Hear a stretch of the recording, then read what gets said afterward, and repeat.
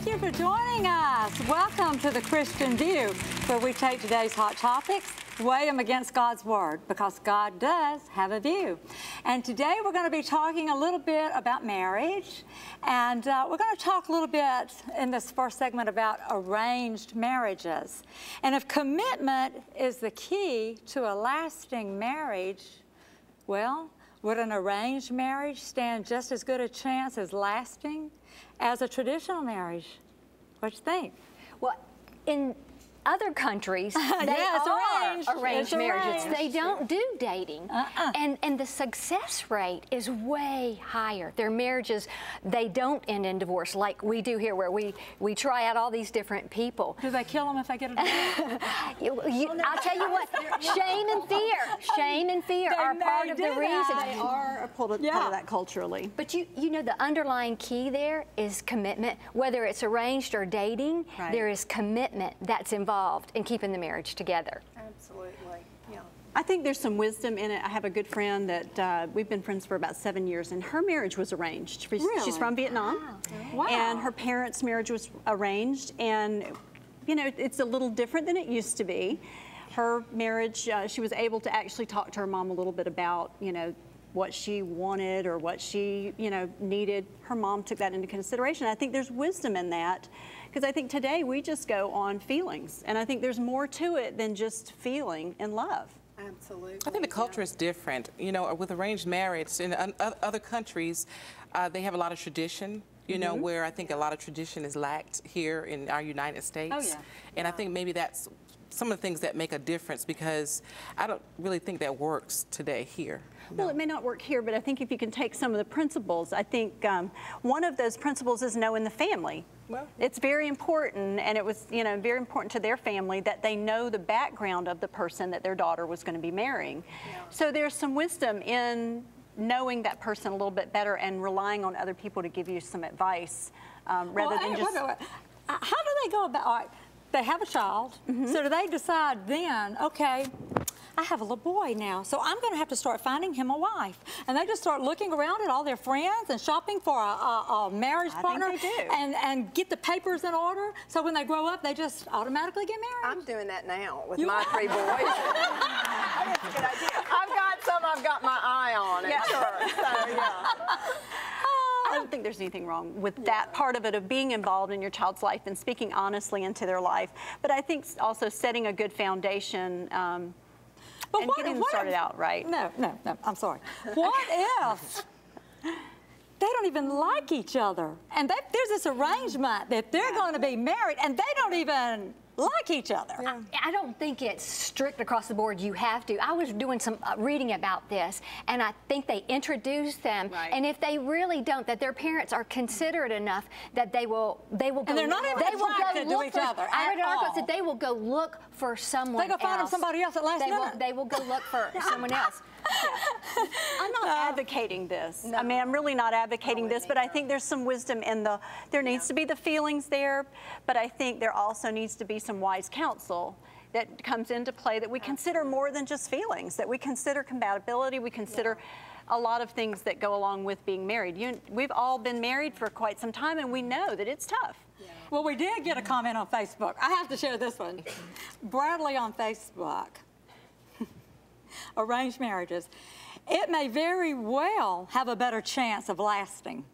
Unfortunately, though, it seems our culture would never embrace that. Oh, I don't think so. I agree. I don't think it would either. But if you look at all the online dating, and you look now at all the computer-generated fixing this person up because you're so compatible with this person, computer-generated. In some ways, it's like an arranged marriage, arranged relationship, because they're taking facts about this person and they're putting them together, and they're telling you, y'all are a match. Right. Exactly. Just like the parents. Now, would that a perfect match?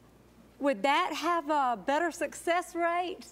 I think it helps. That's just my opinion. I do think it helps. I think there's something to be said about having things in common and certain characteristics. I think there are 3 things that we have to have in our relationships. I think we need to be connected spiritually. I think we need to be connected in our souls with our relationships and our friendship.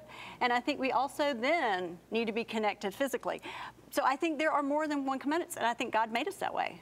You know, me and my husband, we met the very next day. My husband asked me to marry him. Wait a minute, hold on. Yeah. 15 years, and we were best friends. Oh, it wasn't arranged. Wait a minute, you didn't already know him. You met him, and then immediately. Yeah, immediately. And actually, the funny thing is that we grew up together. We didn't know each other. We actually rode the same school bus. His grandmother lived around the corner from my grandmother, but we just didn't meet until we were, later in our 20s.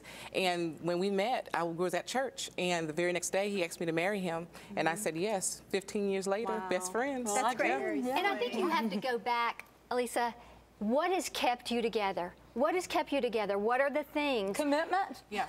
Yeah. We have And you choose to love, or you choose You not choose to love. to or not to. It's not. It's a choice. It's not really. Commitment is a feeling. choice. I choose to love you today, or I choose not to love you Whether today. it's arranged or it's not arranged. Right. It doesn't matter.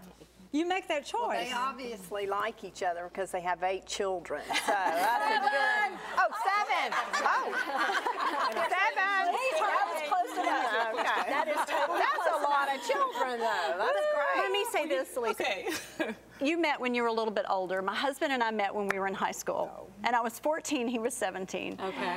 So we didn't have it all together. Neither one of us were saved at that particular time. So we kind of got things backwards when we started out. You had probably a little more wisdom about what you were looking for, but we have persevered. Hasn't been easy. We've gone through tough times, but it is all about commitment. I know you would agree to that as a marriage I think you pastor. can ask any couple. And we've all hit speed bumps in the road. Yeah. We all have. But what was the bottom line? We chose to stay. Right. We chose to stay. And some of us, maybe it didn't end in happily ever after. There's people watching. It didn't end in happily ever after. So we don't want any condemnation if you're saying, well, she wasn't committed Agreed. or whatever, because that does happen. Even I don't in the arranged marriage. I think 70% of arranged marriages work, but that still means there's 30% don't. Right. Yeah. So, But even the 70%. yeah, that's a lot higher success rate than us that date around. Well, and I would have to say it's because they've checked out and known this person. I think there are obviously circumstances. I personally believe that divorce is necessary, especially, and I've got some good friends that I disciple and mentor that are going through some pretty abusive situations, both verbally and emotionally, and even physically. And so I do think in those situations, But that could be in an arranged marriage as could well. be in an arranged marriage as well. Absolutely. I think some key factors to a good marriage for myself and my husband: good communication, unselfishness, and defining mutual goals. And when I'm saying good communication, being able to be open with your feelings and be a good listener. When I'm talking about being unselfish, there's sacrifices that you have to make in marriage. Sure. I don't mean give up your goals or your dreams, but I think that you have to be able to talk about, where your focus is in your marriage and have marriage goals. And then, when it comes to defining those goals, again, having marriage goals, setting values for your family. Right. And I think that this creates a bond that helps to empower the relationship. And that's some of the things that we've done in order for, our marriage to stay successful. Yeah. Okay, we're going to put it on hold right there because we have to go to a break. We'll be right back with more on marriage.